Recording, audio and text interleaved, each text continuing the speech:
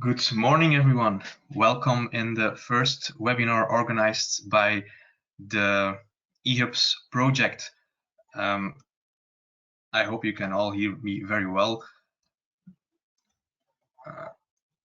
My name is Bram Seus. I work as a policy and project manager for Autodelen.net, which is a Belgium NGO, and our mission is to maximize the ecological, social, and economic benefits from shared mobility. First of all, a bit of general information. Your camera and microphones are switched off automatically. If you have questions during or after the presentations, please ask your question via the question box, and we will answer them or try to answer them as good as possible after the presentations. This webinar will also be recorded and will be uploaded on the eHUBS website together with all the presentations. But first, I want to launch a quick poll because we want to know who you are. So, is it possible to indicate launch?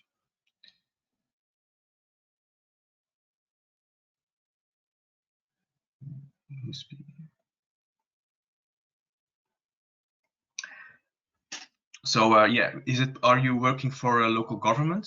Are you working for a consultant? Are you working for a research institution? Are you a shared mobility provider, or are you someone else? So I give you 1 minute. In the meantime, I can say that we have around 75 attendees at this moment from all over Europe and also outside Europe. So thank you very much for all eHUBS partners, in particular for promoting this webinar. Also to Flanders Invest and Trade that promoted the webinar in other countries as well. So we have a very international audience today. So 5 more seconds, I would say. If you could please indicate your industry you're working for. So we have 34% local governments today, 18% consultants, 16% are working for a research institution, 7% are shared mobility providers, and 24% are others. So we have a very mixed audience, so that's very good to see. Then I can share it, as you can see on the screen now. Okay, I will close the poll.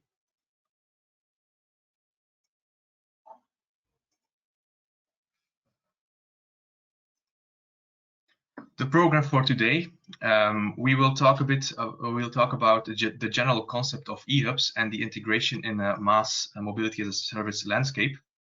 Our first speaker will be Arjen Rodenburg. Arjen is a project manager for eHUBS attached to Amsterdam, and he will talk or guide us through the project as a whole. The second speaker for today is Tjalle Groen. Tjalle is IT specialist and interoperability expert at Taxistop, also a Belgium NGO, and he will guide us through the digital side of the eHUBS. The last 15 minutes of this webinar are reserved for questions, so please ask your questions via the question box, and we will try to answer them. So now I would like to give the word to Arjen. I will make you presenter.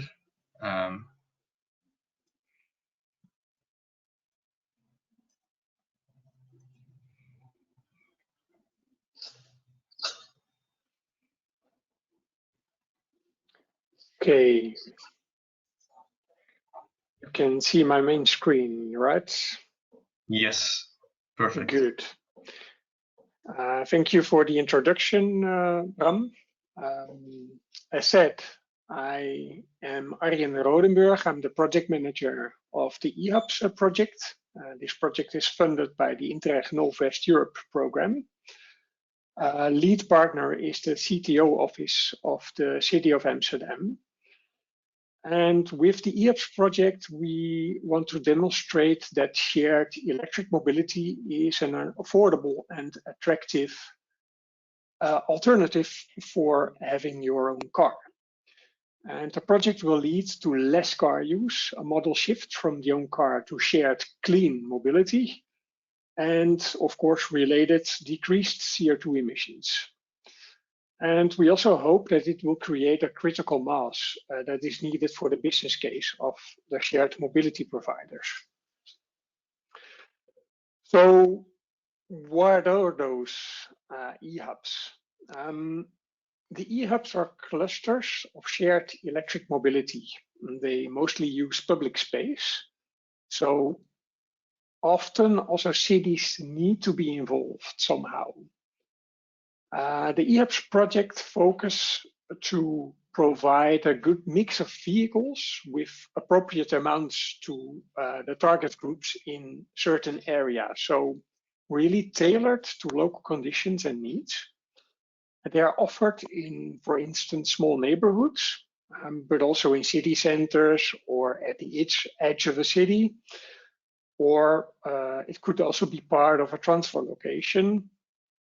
And for instance, also integrated into a public transport network to function kind of a first and last mile solution. And to make sure that the eHUBs will be used, among others, of course, communication and marketing is important towards the potential user of such a system, but also the integration into the transport system with the help of mobility as a service providers. And that's something that my colleague Charlie will tell more about. So you might wonder, how do they look like? Mostly the hubs are located on the street, so in the public domain. It could, for instance, be on parking spaces. And it's a mix of vehicles. So as said, tailored to the local situation, tailored also to the target group at that specific location. And it's, will often contain charging infrastructure. It could also have, for instance, like you see on the picture, an interactive information display as well. It can also vary in size, type of location, type of offer, so how many vehicles are there, what's the mix of the vehicles. So hubs can be very small ones, like in residential areas. It could be, for instance, only consist of a cargo bike and an e-bike. And others can be bigger, so those that are close to stations or major public transport interchanges. But always, of course, at a place where supply and demand meet. So this is an artist's impression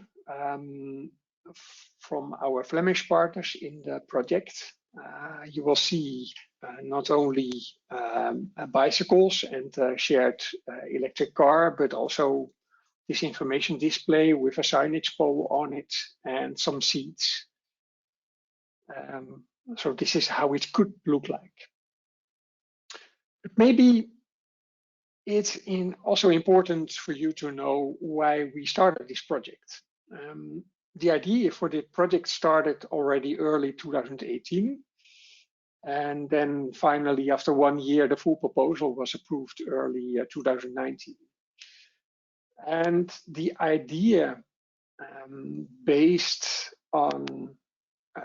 was really based on our observation that there were many initiatives focusing on making available either shared e-bikes or shared electric cars or shared electric scooters, for instance. And all of these initiatives, they needed mostly public space. And separate from each other, they did not really fulfill our customers' need, especially those situations in which you get rid of your own car, then you need alternatives and not only a cargo bike. Sometimes you need a cargo bike, sometimes you need an e-bike or an EV, or at least a car. And what we also saw is that there were many different approaches of the cities involved. Some of them made available space without any regulations, and some of them just banned the presence of the shared mobility providers because it took so much space. And because of the rules differed per city, it makes it also very hard for shared mobility providers to realize the critical mass they need. And scalability here is key. So without enough eHUBS and vehicles, shared mobility providers are not profitable, as this market is mostly based on low margins with high volumes. So eHUBS tries to bring together shared mobility providers and cities, and with this project, they will better understand each other as well. And with the project, we want to solve the dilemma in the built environment and governance structures. An increase of shared mobility will release valuable public space. However, to implement eHUBS, space should first be made available. And this could lead to resistance in the short term, making it really unattractive to realize it. And yet it is desirable if you consider the long-term effects. So our objectives, we plan to make available 2,400 shared LEVs. So this could be e-bikes, e-cargo bikes, etc. And 670 shared electric cars. And all these vehicles will be divided over 92 eHUBS in 7 cities. And furthermore, we will make available a toolkit for other cities that want to implement similar solutions. And our aim is to support 20 so-called replication cities. But we might manage even to do more than that, I guess, because of the interest we see already now.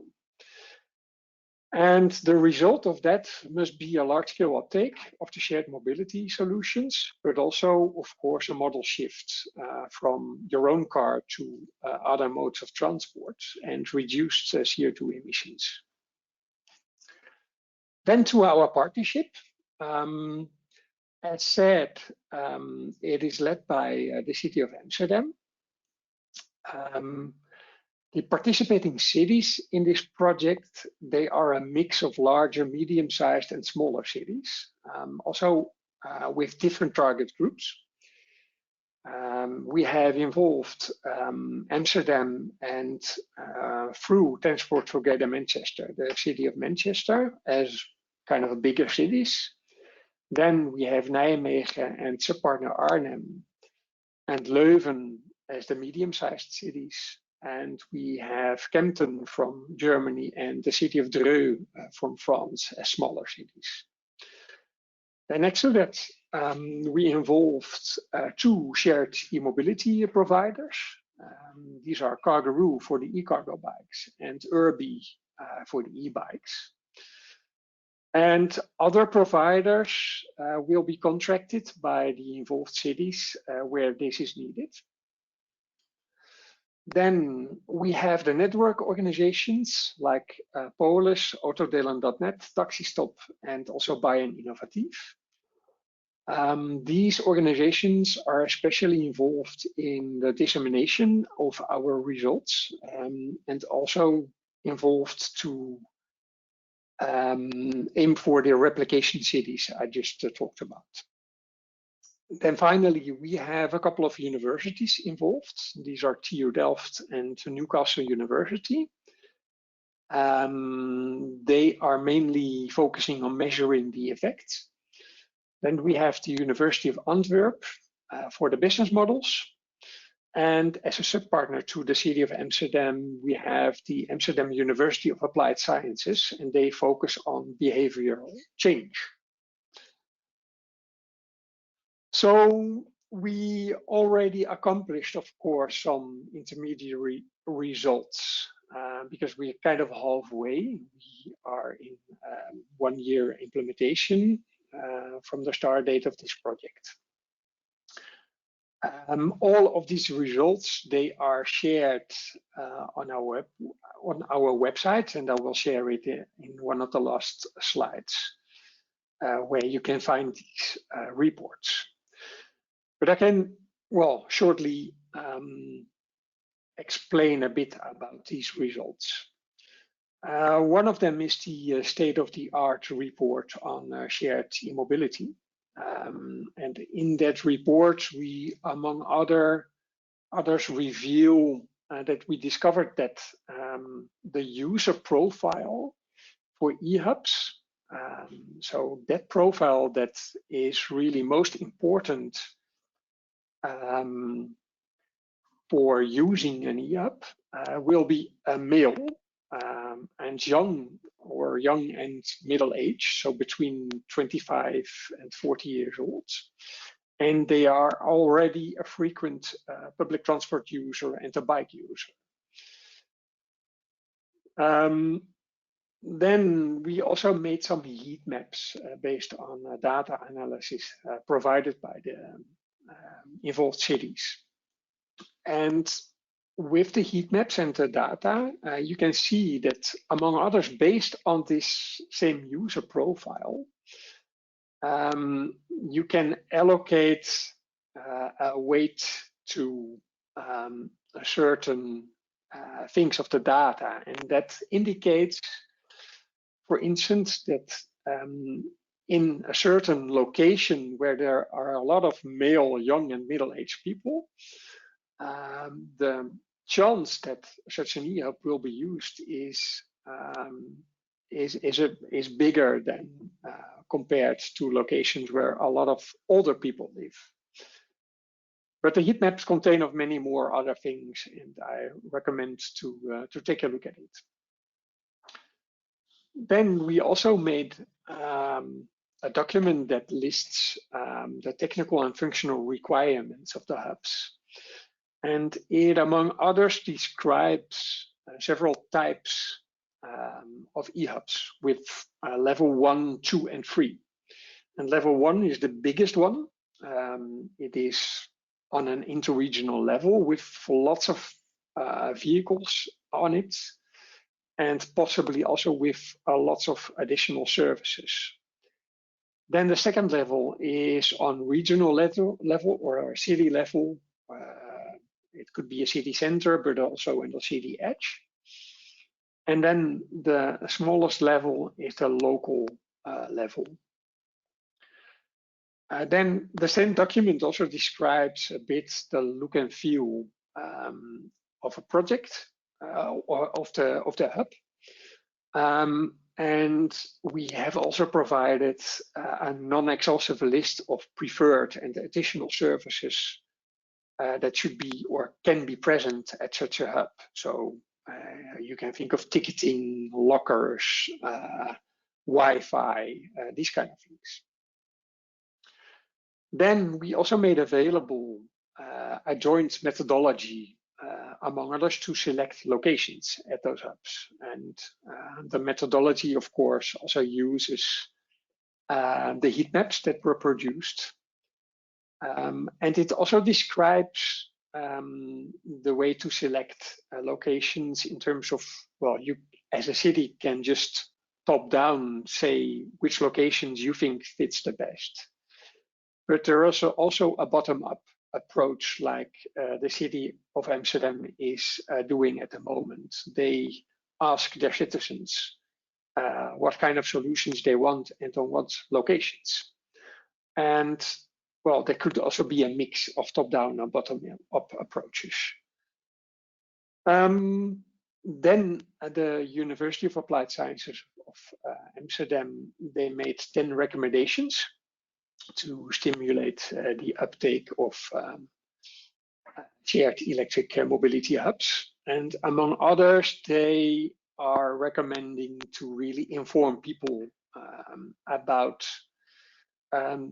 the service becoming available in the near future, to really make sure that the hubs and the vehicles are hassle-free with very clear instructions about how to use the vehicles, and that especially is applicable to how you, for instance, connect the charging cable to a shared electric car, because that's something people never experienced. Then we also made a kind of a prototype of a service level agreement that helps cities to conclude a contract with shared mobility providers. And it also helps cities to determine what kind of level of regulation they want to implement in the cities.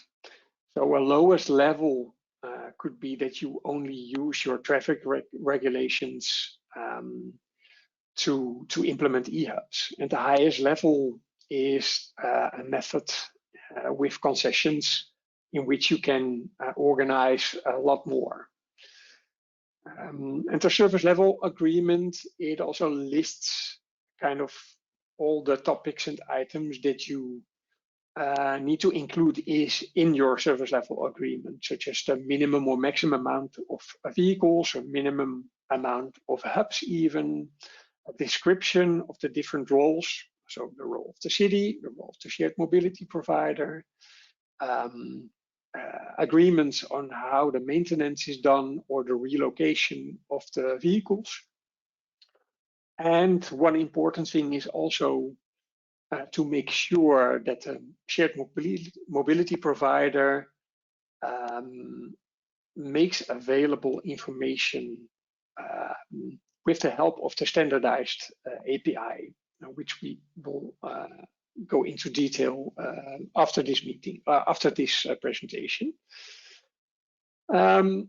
Then one of the latest results is also the business model report, identifying some prototypes of business models for eHUBS. So these are, among others, first and last mile as a business model, cluster network, points of interest model, a hybrid model consisting of, well, several of the business models I mentioned, and also a closed network.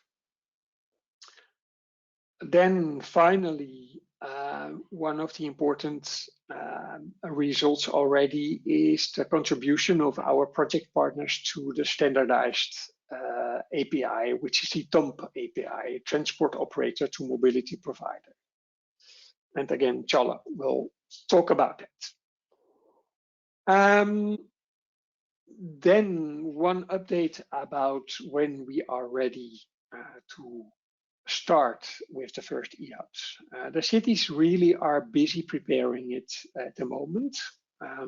All cities had to go through lots of internal procedures to select the locations to allow shared mobility providers to provide their solutions also in the public domain. So that took longer than we thought. And at the same time, we contacted lots of shared mobility providers, and especially in the smaller cities, it was difficult to contact those providers because the volume is less high, of course, than in bigger cities. So we have determined almost all locations in most of the cities. It's only not yet the case for the bottom-up approach. We have identified a couple of them, but it's really up to the citizens to come up with the locations. In the meantime, we have also prepared communication campaigns, and one of the first hubs will hopefully be in use as of mid of June. in the city of Nijmegen, and then shortly followed by Leuven. And then in the oncoming months, we will see this number grow, and then we will pilot until early 2022. The project will finalize mid-22. So if you need more information, you can find it on our website, but I kindly invite you also to follow our LinkedIn group and to follow us on Twitter and to sign up for the newsletter. Many thanks for your attention, and I now are giving the floor to Tjalle. So I'm giving it to Tjalle. Here you are. Thank you, Arjen. Just checking. Yes, you can see this. Good morning, everybody. Thank you, Bram, for the introduction, and Arjen for your great presentation on the eHUBS project itself. I'm Tjalle Groen. I work for Taxistop, and I'm here to explain you a little bit about the API standards we used for our eHUBS and how to use it in MaaS integration. Things I want to talk to you about are, first off, I want to start with some, Taxistop. Then I want to show you the digital side of our eHUBS, and then let's talk about standardization and how we used and contributed to the TOMP-API to create such a standard. Taxistop is a non-profit organization from Belgium, working in Belgium. It was founded in 1975, so it's quite old, but it's also, but not old in a bad way. So it's been around for a long time, and yeah, it's evolved ever since. From the very start, the goal was to do more with less. It's all about sharing. One of the first projects we did, I wasn't involved back then, but Taxistop did, was organize carpooling on a, but when it really didn't exist before, so it was more like a safe version of hitchhiking that was popular back then, and a lot of things evolved from that. At this point, we have 3 offices, one in Ghent, one in Brussels, and one in Jongbloed for our Walloon part of the organization. We provide a lot of services, mostly having to do with sharing and working together and cooperating. Some of them I want to highlight a little bit. The middle one I talked about before, carpooling.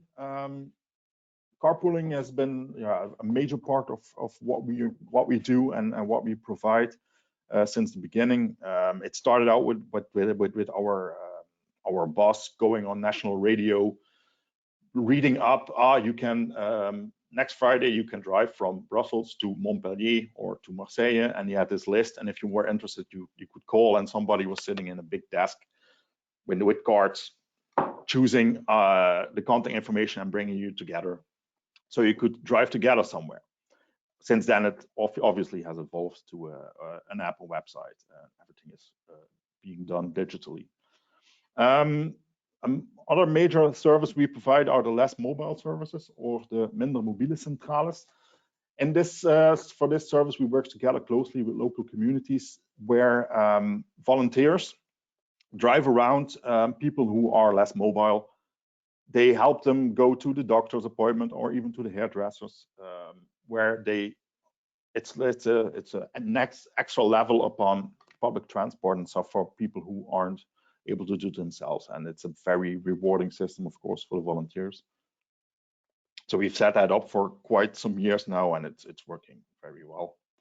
Another thing I highlighted is Cozy Car. It's a car sharing scheme where we don't own the cars, but we provide sharing cars between neighbors. So we do that together with autodelen.net. And in the Walloon and Brussels region, it's something that we provide. So you can share your car with your neighbors, and the whole framework behind it is provided. Some of the values of Taxistop: we want to enable more efficient use of resources, links to mobility, and create real solutions for people, and increase of course, the political and public awareness, and and have as much social and ecological impact as we can. And the main way to do this, we believe, is through cooperation, working together with others to achieve these goals. So that's Taxistop. Now I want to take you through eHUBS. So Arjen explained very well what the project is about. I'm just going to focus on one part of it, and that is the eHUB itself, which is available in the street. That consists of two things. Can I hide this? No. Yes. Bricks and bytes. So the bricks, you can see like this. My presentation is working. Yes. So the bricks is a landmark in the street. These are also artist impressions of how it could be. But you have a point in the city, in the street, which gives you a sense of place where people can gather, where you combine different modes. You see bike, you see cars, you see public transport. That's there in the left. There's a little the lane bus cubicle. But it brings everything together, and it's really in the real world, and it's something you can see and you can go to. And at these points, we want to, of course, provide as much information as possible. One part is done digitally, and the other part can also be just by adding information to the hub itself, to the signage post.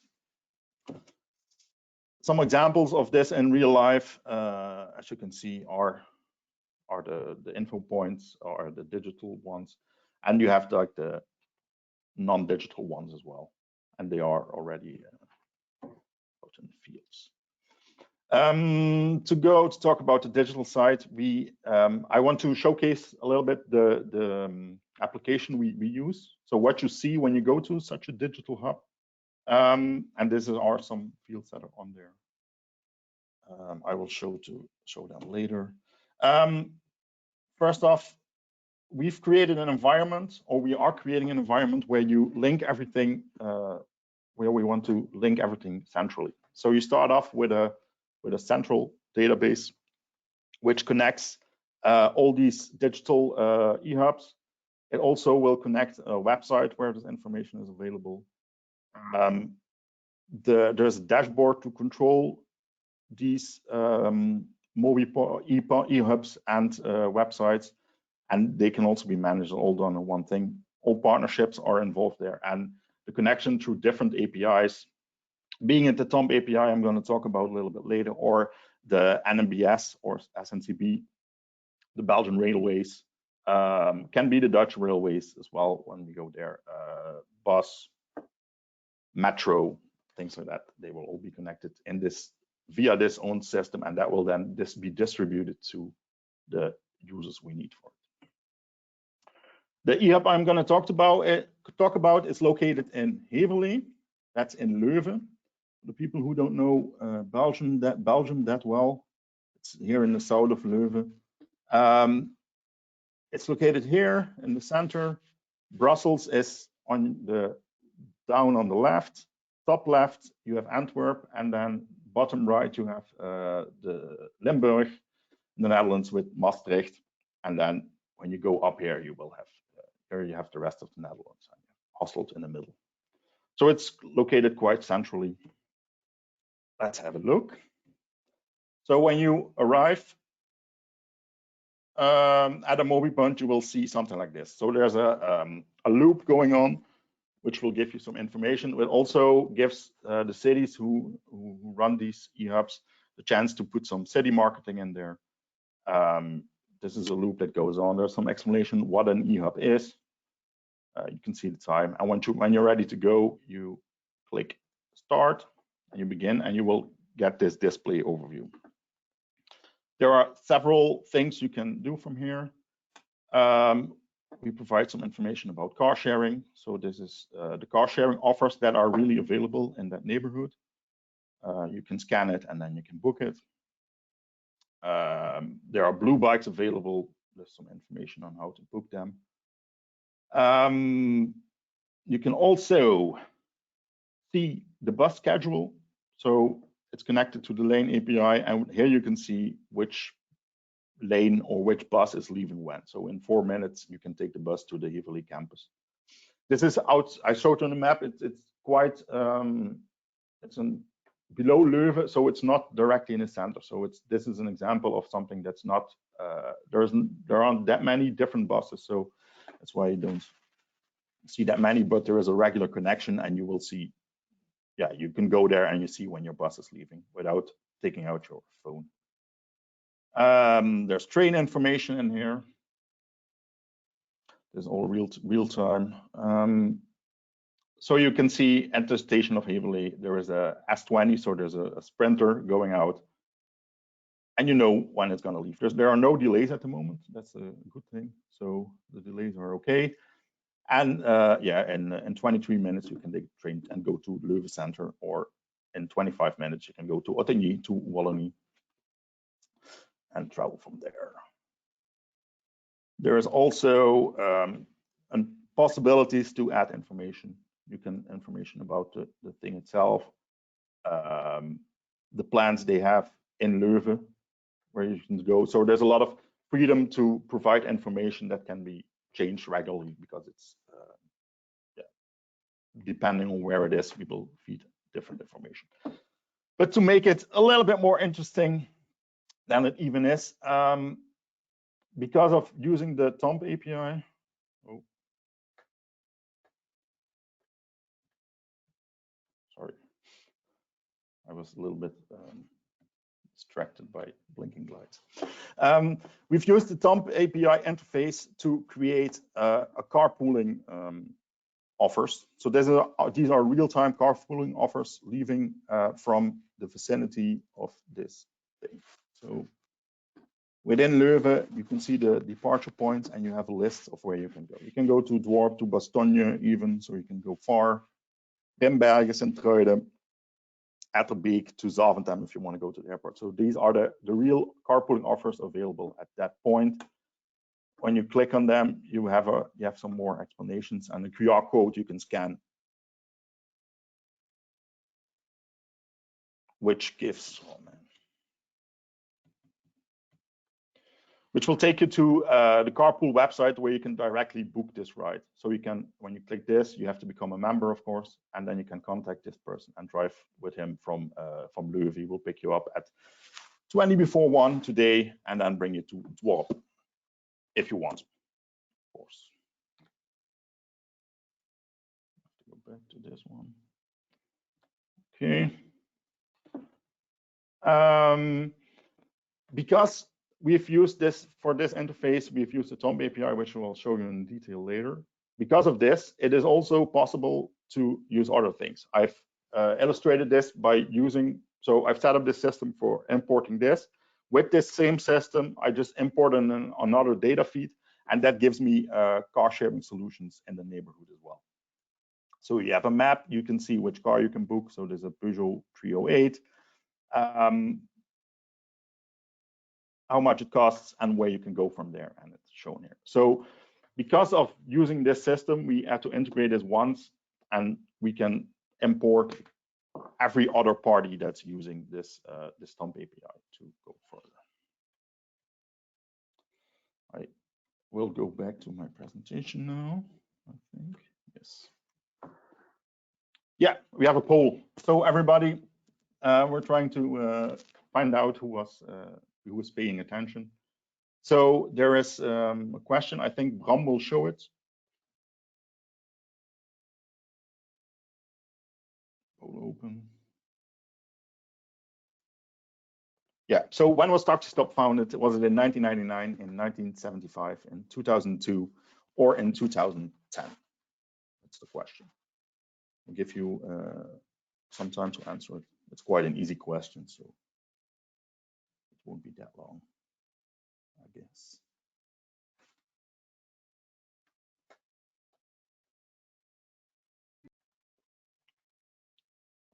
So is it new? Is it old? 5 more seconds. Okay. Okay, let's close. Let's close. Thank you. So I don't know, Chal, if you see the results. I don't think so, but yeah. Do you see it? I get audience. Yeah. So it looks like almost everybody was correct. 88%. It's very small, but I think 88% was correct. So everybody was paying very nice attention. Thank you for that.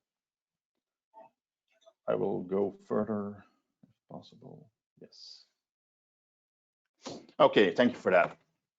Next part we want to talk about is the TOMP-API and how we use it and the importance of standardizations. When you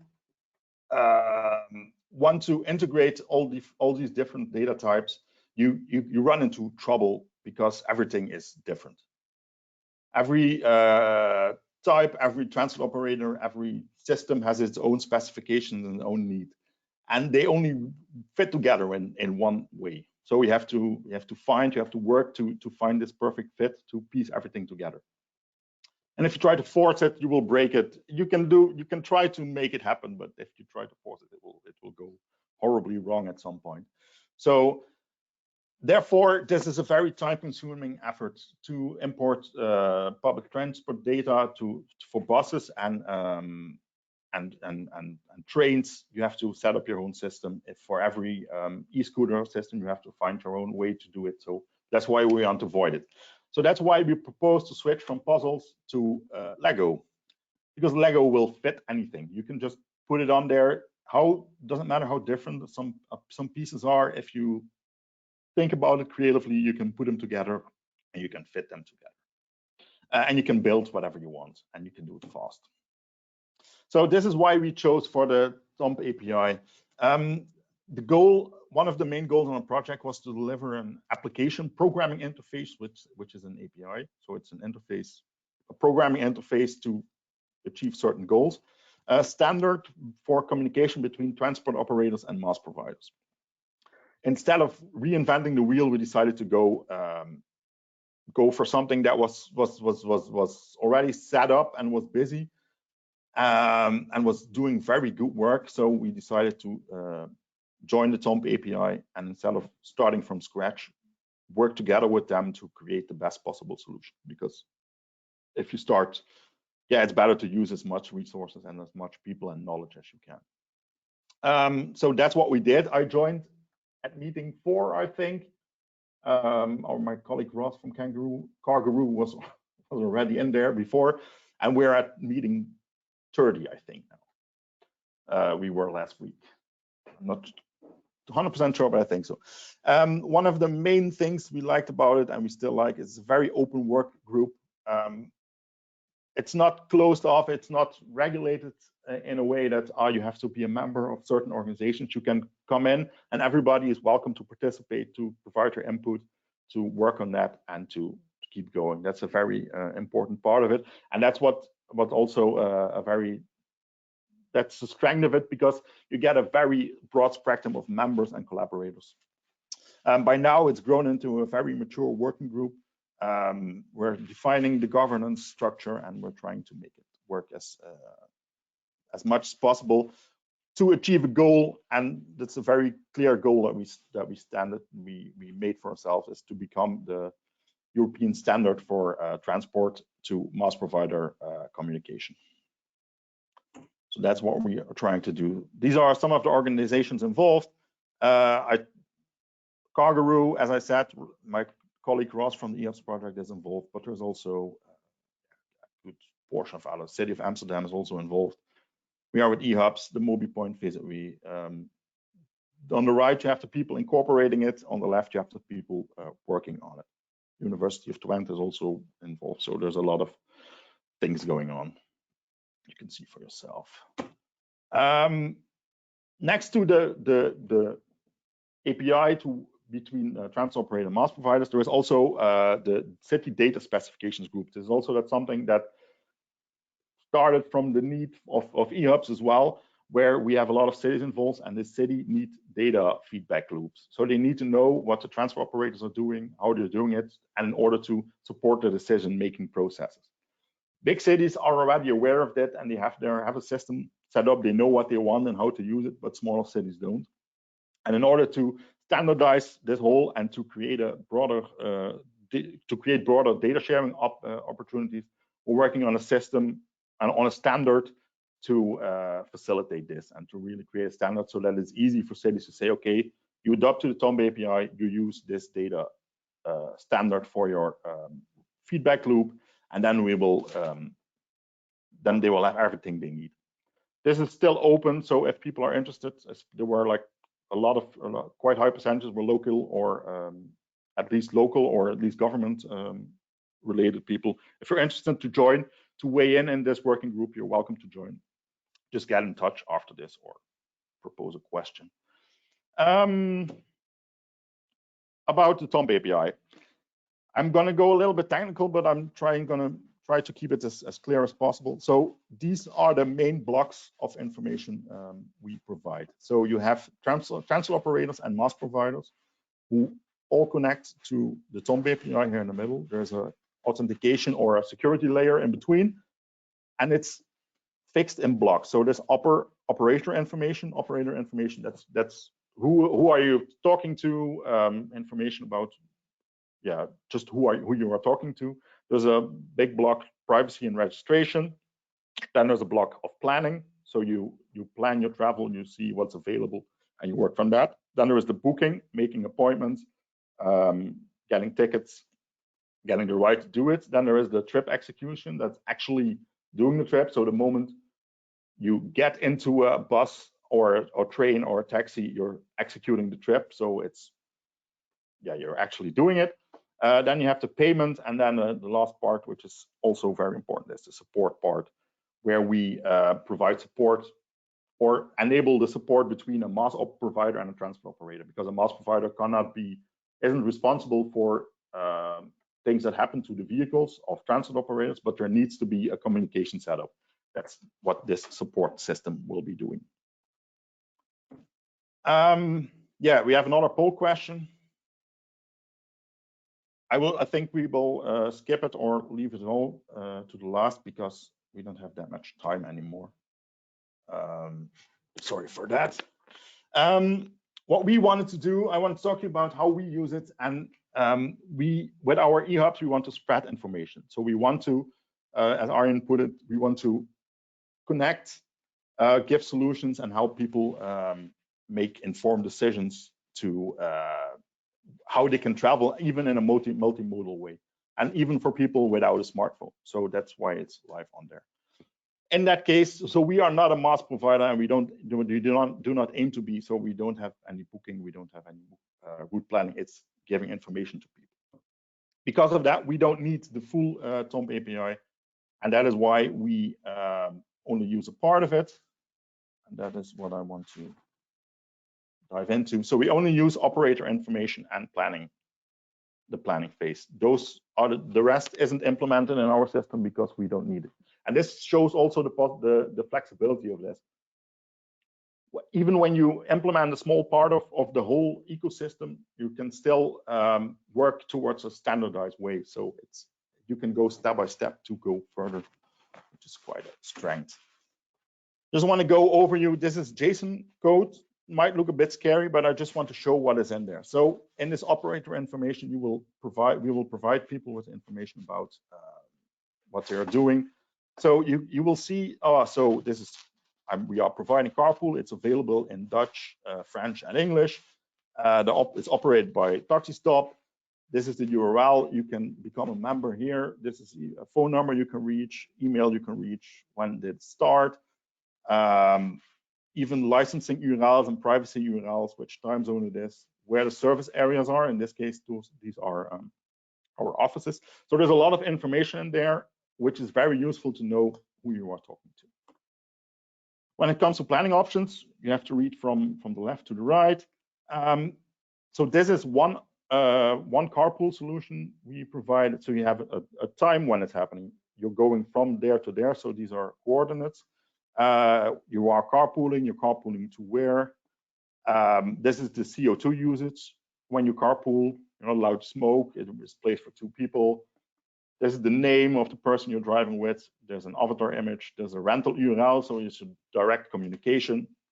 The address where you're going to, pricing. So as you can see, it's quite clear, and it's quite, there's a lot of information in there, and all information is in here. It can be used to actually provide services, and that's what's so powerful about it, because it's described what you give and how you give it. You don't have to think about, oh, what should I give, what is important. You can just go and provide it like it is. And by doing that, going back to the Lego analogy, you can connect whatever you want. As you can see, there's a lot of different things going on here, but you all connect to the same system, and you can build from there, which I think is very powerful and interesting. Some extra things I just want to give to you. There's a new release of the TOMP-API coming up in July. One thing is what we feel is very important is that local transport operators, or even not local, are helped in adopting to this TOMP standard. Because the more adoption you will have, the faster the technology can evolve, and the more the broader a MaaS environment can become, and the stronger it will get. And that we can, it will help us raise the goals from, not even for eHUBS, but for a better society in a whole. One thing I needed to say, the 8th of December in Brussels, there's Shared Mobility Rocks. It's a symposium, an international shared mobility symposium organized by Autodeelp.net and Taxistop, cooperation with Share North and the eHUBS projects, where a lot of speakers will talk about shared mobility in a very surprising way. It's completely different than all other conferences you will have gone to. We're still looking for speakers, so that's available as well on this website, shared-mobility.rocks. Some links I need to show. So there were some photos in here. Those were taken from Unsplash. Thank you to the people to put those pictures on there. The names are in here. And some links if you're interested. These GitHub links will, don't be scared of them. Just click on them and you will see what it is. Maybe try the wiki first. We'll provide some information. There's also a blueprint available. If you can't find it in here, let me know, and I will send me an email and I will send it to you. This is information about eHUBS project, Shared Mobility Rocks, so you can find some things. Thank you for listening and watching. These are my data things. I will give the presentation back to Bram. Yes. How do we do this? Thank you for listening. So it's time for some questions. I will first of all go to full screen. Okay. So we had some questions coming in. Maybe the first one for you, Arjen. Just a practical question. Where can we see the heat maps and the main outputs of the project? Are these on the website, or where can participants find it? Yeah, it's on the website, and the link I provided. You will see the project website on the Interreg Novus Europe program website. And there is one tab, it's called Resources, and then you can download the deliverables I talked about. Okay, that's clear. Challa, there were a couple of questions coming in about the relation with the Mobility Data Specification, MDS, by the Open Mobility Foundation, which is used by many operators. What's the relation between the TOMP-API and the MDS? Within the city data specifications unit I've been talking about, we are, yeah, MDS is a very big part of the discussions we have here. So we are working to, when we provide our data structure, we are incorporating the MDS things, and we're very, it's a big part of it, what we're doing. Okay. I hope that's an answer for the participants. There was also a question coming in from Julie Vlinders from Sestrans about the possibility to stop the digital platform? Is it now it's usable in Belgium and maybe the Netherlands as well? But how can we? Is it possible to scale it up to other European countries? If there is it's definitely, we are developing it. This platform is being, we're working on it as is of this point, and we're developing it in a way that can be used in the Netherlands as well. And the moment you go international, you can go to different European countries as well. It isn't so out of the box, but it's available for it. And one of the things, of course, when you go to another city, when we connect the railways and things like that here, it's quite specific for the railway organization or the public transport provider. And in other countries, those are very different. So there's quite some work in that, but for everything else, it can be scaled up to other European countries. Okay, that's clear. There's one more, there are many more questions, but I don't think we can answer them all. So we will try to take some of them. One question is from Koen Reekmans, and he was wondering if the data platform that exists right now, it's also usable on a smartphone in the future. You have an answer to that, Tjalle? Yes, this is so this at this point it's on the kiosk, but we are working on so it's part of our journey is to create a smartphone available web version of it.